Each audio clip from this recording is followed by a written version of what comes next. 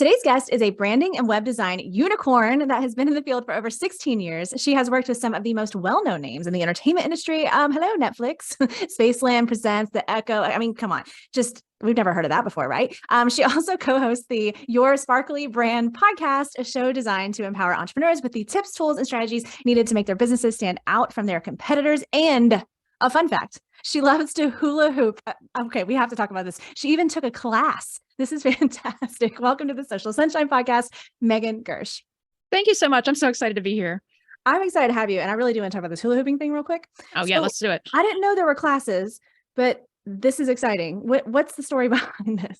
So I love going to music festivals, and it's something where I had always seen like people at music festivals just like hula hooping and doing all these tricks and stuff like that. And so I live in Los Angeles, which is like the land of performers, right? So I found one of my friends had a friend who taught hula hooping classes and how to do tricks and stuff like that. And so I was like, screw it, let's try it out. And so went and did the classes. It was like a set of like 10 classes, and I learned some stuff, and I truly fell in love with it. It's crazy. That is so cool. And you know what? It's not easy. Like, I mean, when I was a child, I guess it was probably easier. Maybe I just didn't overthink it too much as a child. And then I remember, fast forwarding 20 years or whatever, and as a grown up and starting to try it again. And I was going, whoa, because there's like a rhythm your body has to get into to keep it going, right? Absolutely. Yeah. When I started, I couldn't even waist hoop, and now I can do all kinds of stuff. So I love it. Oh, sweet. Okay. So FYI, everybody, now this is a hula hooping podcast. That's all we're talking about today.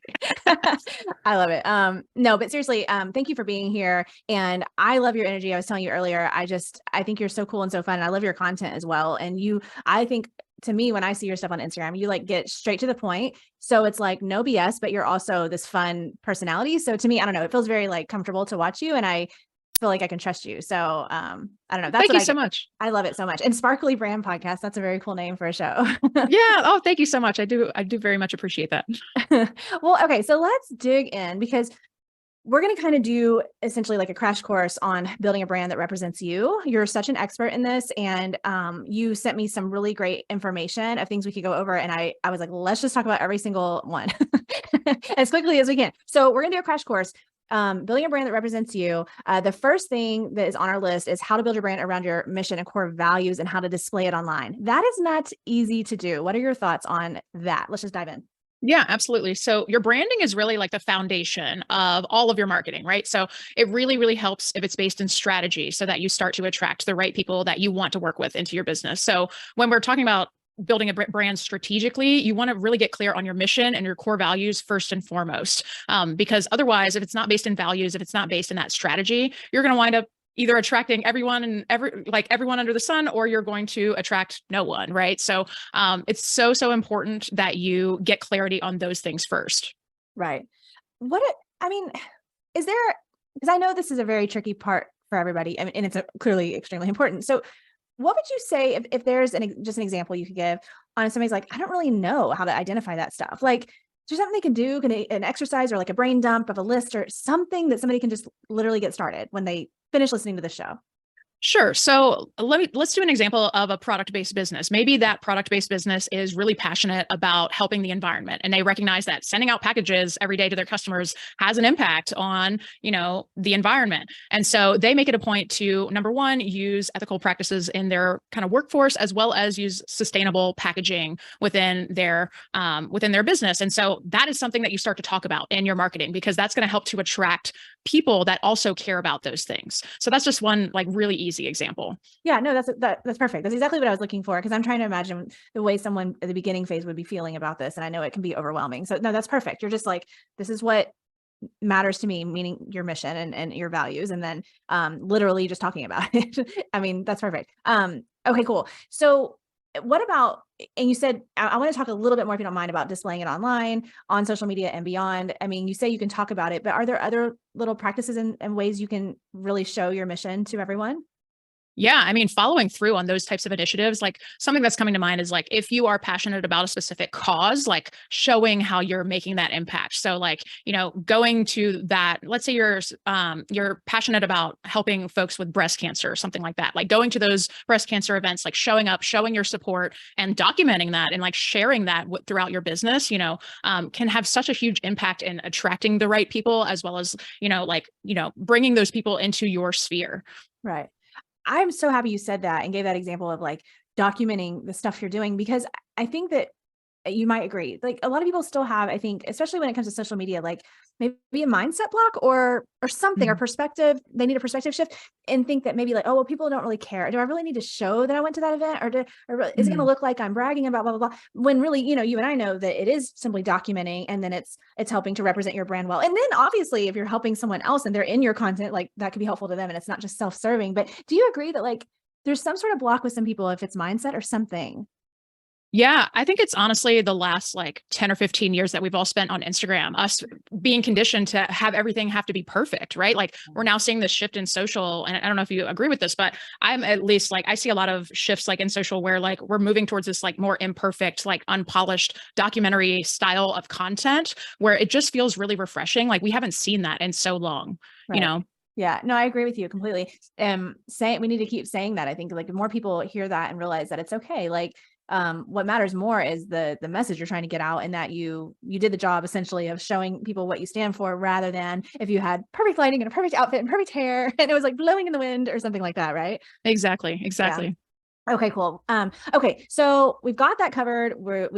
We're building the brand around the mission. We got the core values. We understand we've got to talk about these things and show them online so that people can understand what we're all about. Next, why your branding goes way beyond your logo, font, and colors. Okay, I loved this one because I think that it's hard to articulate this. So I'm interested to see what you say, because I do think that people say, "Oh, branding. Okay, well, I have a neat logo," but it's more than that, right? Yeah, it's so much more than that. And kind of going back to the first point too, like all of your branding should be based like in your mission and your core values. And so branding is this thing that touches every single part of your marketing. It's in your emails, it's in your social media, it's in your digital assets and your print assets and your in-person events. It's how your audience ultimately perceives your brand. So like what is the feeling that you want associated with your brand? We think about like, even if we give the example of like Mac versus PC, there's obviously two sides of that aisle, right? Like it's just like you're either an Apple user or you're on the PC side. And like, there's not a whole lot of crossover there. You can think about any brand like in the market and how they position themselves, like Tesla versus Honda. Like those are two different audiences there. So you want to think about like, what is the feeling that you want to your audience to really think about your brand, right? Right. Right. Yeah. Okay, cool. It is about feeling like the way you, or like the way that they feel. Yeah. The way that you can help make them feel, or the way your brand makes them feel. But I mean, and obviously it's still important to have the visuals, but this is kind of just a little side question. What's your perspective on the process? Like, do you feel like one thing comes before the other? Is it case by case basis? How does that work? Like if somebody's like, look, I don't have a logo, colors, fonts, or all of my shit together on my foundation of my brand. Where do I start? Yeah. I always start with the mission, the core values, and all of the different design elements are going to be designed because of that. And like with intention because of those things. There's a lot of research that goes into the foundation of brand building before we get into the actual design. This is something I go through with all of my clients. I have them fill out like a brand questionnaire where we really dig into the psychology behind like, okay, like why are you doing this thing? Who's the specific person that you want to reach? Like where are they hanging out? What kind of brands do they buy from? Like what are they doing on the weekends when they're outside of their work environment? Like we really dig into the psychology of who is that person so that we have a clear picture of how to reach them. Right. Okay, cool. Um, okay, good. Because I think that you probably hear of this a lot, right? Like that, especially with the access everyone has to something fantastic like Canva. I love it. We use it in my business. There's nothing wrong with Canva, but I think that probably, maybe people kind of jump to just like, oh, I'll just go into there and make me a logo and then figure it out later. But maybe they're not doing that inner work, like you're saying, because it can get really deep, right? Like you got to dig down and be like, why am I doing this? And what do I stand for? Yeah. I mean, there's a reason that, big companies and big brands like pay hundreds of thousands of dollars for branding. It's because they spend a lot of time and effort researching those people and doing focus groups and like figuring out like what is going to resonate with them. And I agree with you. Like there's nothing wrong with Canva. I don't use it for branding because, the problem with that is like thousands of other businesses, if you go into Canva or type in logo template, like thousands of other businesses are going to be using that template. Right. So like the whole point of branding is to make your brand unique and kind of stand out from the crowd. And so you can't really do that if thousands of other businesses are using the same assets. It's you. But yeah. Yeah, no, I feel you. Okay, cool. All right, next, talking about the steps you can take to strategically craft your brand with your ideal audience in mind. So where's that connection out? Your ideal audience, you're putting it all together. How do they play into the whole picture? Absolutely. So the first thing you need to start with is audience research. So like talking to your ideal clients, figuring out what makes them tick, figuring out the things that are most important to them. Where do they hang out? You know, like I said, like what brands do they buy from? What brands do they love?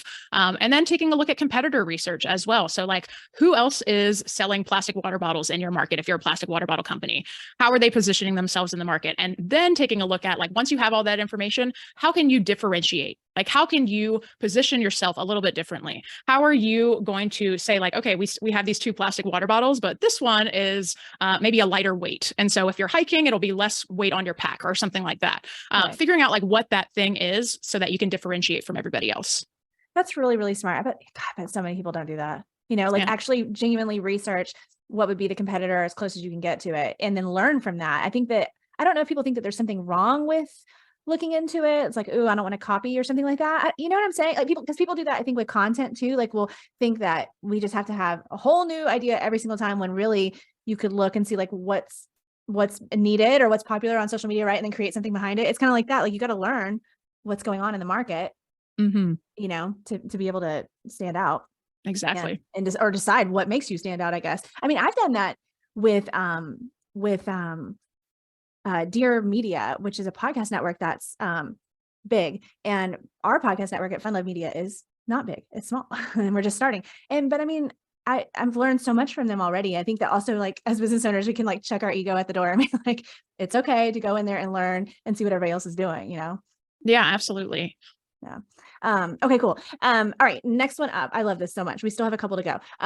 Most common mistakes made when it comes to branding. Oh, I cannot wait to hear these. What do you see? What do you see most of?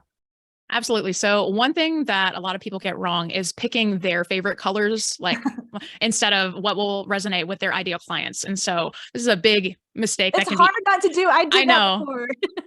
It can be easily avoided and easily fixed. So instead you want to dig into, like we were saying, like the psychology behind like color psychology, taking a look at what your ideal clients resonate with and taking that into consideration when you are planning out your branding.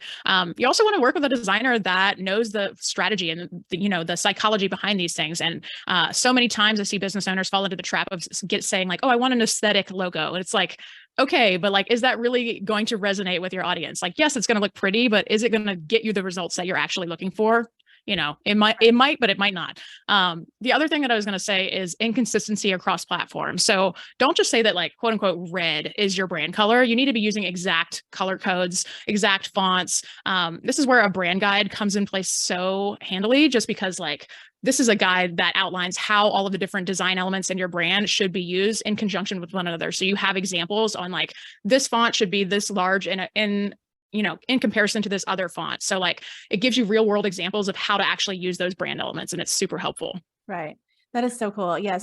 I love it. Anytime I've worked with somebody that's gotten one of those done and has it all together. And I'm just like, oh, heaven, perfect. Cause like, if we're creating something, you just have all the information about all their brand stuff is perfect. Okay. You mentioned the color thing though. This is something I want to make sure to ask you before we're done. What's up with the psychology of the colors and all that stuff? Cause I know I feel like it's a real thing and that certain colors represent certain feelings and all these things. Can you just give us like an overview on that whole topic? I love it. Absolutely. Yeah. So color psychology is a very real thing based in research. I like to give the example of like McDonald's. Like there's a reason why they use the colors red and yellow, because these colors have been in research to essentially promote hunger in the body. So like they promote happiness and hunger. So it's like you'll notice now like a lot of these restaurants out here use red and yellow because it promotes that like happy feeling, and it also like drives hunger in the body. So it's crazy what you can use color psychology for in your brand, because you can use it to like almost like trick the human brain into thinking certain things and feeling a certain way about your brand. Right. That is cool. I didn't know the hunger thing. I mean, I could guess the happy thing, but I had no idea about the hunger thing. And it's so true because, when I see that, and I mean, I don't even eat McDonald's that much, but it's like, ooh, it sounds great now. Yeah. It's like in a similar way too, like you might notice like some doctor's offices are painted blue, and that's because blue is a very calming color. So a lot of people get really anxious when they go to the doctor or the dentist or whatever. But next time you go to the dentist, check out to see what color the walls are painted, because a lot of the times they will be painted blue. Yeah. Okay. That's cool. And see, and like you take things like that for granted when you never know, you could go into a business and a lot of thought went into every detail like that, which is super duper cool. What about the color? Like if somebody sorry, I'm losing my, it's a combination of colors. That's what I wanted to say. Like, how does that work? Just I know we don't have time to go through the whole, but in general. So, because usually a brand will have more than one, like you're saying with McDonald's, yellow and red. How does somebody do that? Is there one that's like the primary? So that's like the leading thing. And then there's a secondary, or what? Yeah, I usually recommend to clients that each brand has at least 2 to 3 primary colors and then 2 to 3 secondary colors, and then also a list of neutrals that you can use within the brand. As far as it goes with like combinations of colors, like you really have to look at like what those colors kind of do alongside of each other. It's kind of hard to explain like in a just conversational format, but doing the research on like what those colors mean in conjunction to one another is really, really helpful. And also, I will add to that too, like the location of the business plays a role, because sometimes color can mean one thing in the US and it can mean something completely different in other countries. So that's something to take into consideration as well. I never thought of that. That's such a good point. Oh my gosh. Okay. Okay, cool. I was so excited to ask you about the color stuff, as you can tell. I love all of that. I think it's fun. Okay. And then our final one that we're going to hit is what can happen if your branding is unclear or misaligned? Like, or maybe this is happening to someone and they don't know why things seem to be misaligned or feel off. How do you avoid that, or be able to tell if that's your problem in your branding? Yeah. Well, if you're attracting the wrong people to your business or you're not attracting people at all, that's usually a pretty good indicator that your branding, something's up with your branding, right? The other thing that I would say is that if you're no longer feeling like aligned with your branding and your brand itself, if you find yourself avoiding your marketing, like that might be a good time to revisit your branding. If something has shifted in your business where maybe you're not selling the same things as you were when you first started, like that's a great time to revisit branding and see, do you still align with that? Like, do you still align with what you have in place for your marketing? The other thing that I was going to say is around like, if you DIY'd your branding and maybe it doesn't look up to a certain professional standard, people might not be trusting you and your business as like a credible source. And so this is why, you might not be attracting the people that you want. Right. And that's really interesting too, that you say that, because that may not even be something that the other party even could articulate, that the potential client could even really describe necessarily. But I always say, like, the audience, just any kind of audience, it doesn't have to be social media, but they can feel stuff if something's off and maybe can't always exactly explain it. And so Yeah. that's hard. Like, I mean, if you don't, to come to that realization, right? Like, to think like, maybe this is, not working out the way I wanted because of my branding. Mhm. That's got to be hard to come to grips with. And then if you made it yourself, or I guess even if you didn't, but still, do you see that people like have a hard time letting go or making those changes? Because it feels like such a big change to change your branding. Yeah, I mean, it certainly can be. There's this quote that's coming to mind where it's like, if when design is good, you don't even notice it. But when design is bad, you always notice it. And I mean, it's like one of those things where it's like, you might not be able to put your finger on what's going on or what's wrong, but there's some kind of little bell in your head that's going off that says like, is this a scam? Like, am I really going to get something in return if I put in my credit card information here? Like, Right. I don't know what's going on here. Right. So it's just one of those things where like, it really needs to feel seamless. It really needs to feel intentional. Right. That's such a good quote. I love that. So what about, I'm just curious, like some of your personal favorites. It could be things that you've worked on or even just some famous brand that we know, but like, do you have any standouts or favorites, or a good example of something that you just really love as far as brands go? Yeah, totally. I've just finished up a handful of branding projects, so I'd love to shout out some of those clients here. Yeah. House of Modern is one of them. They're a real estate brokerage out of Atlanta. I also worked with an Etch-a-Sketch artist, Princess Etch. She's like a personal brand. She's like really amazing. If you have not seen her stuff, please go check her out. That's impressive. Okay. Yeah. Yeah. I've also worked with a nutritionist. Basically, she's a harm reduction coach, and she goes under the name Hedonist Health.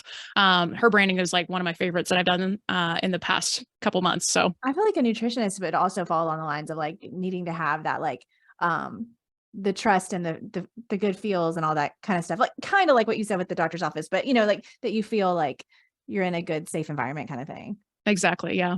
Yeah, that is so cool. I love it. Okay, well, before I let you go, I want to make sure we're going to put it in the show notes, but go ahead and just tell everybody where they can find you, because I want to make sure they know how to follow you on social, your website, how they can even try to work with you and all that stuff. Yeah, absolutely. So my website is megangersch.com. It's megangersch.com. And if you go to megangersch.com/resources, there's a bunch of freebies there that you can grab. And I'm at Megan Gersch across socials, so you can find me there. In the Sparkly Brand podcast. Yes, your sparkly brand on, Apple, Spotify, all of the places. It's you and a co-host, right? Yes, me and Lauren. Okay, cool. How long have you been doing the show? Probably over almost 2 years now. So Do you yeah, like it? Do you like podcasting? I love it. Yeah, it's really fun. It is really fun. I love it too. I remember the first time, a long time ago that like I saw, the little stats that'll tell you where people listen and how many. And it was the first time I saw somebody in another country. I didn't know who it was, of course, but that they listened. It was like in Norway or something. And I was like, oh, this is magic. It's so Somebody in Norway cool. heard my voice. Yeah, it's the best. It's so Yeah. fun. Yeah, it's so powerful too. Okay, well, everybody go listen to Megan's show. Follow Megan. We'll put all of it in the show notes, everything that you need to know. And you will not be sorry following her on Instagram. I love your stuff. So thank you so much for being here and answering all of my gazillion questions. Oh my God. Thank you so much for having me. This is so fun.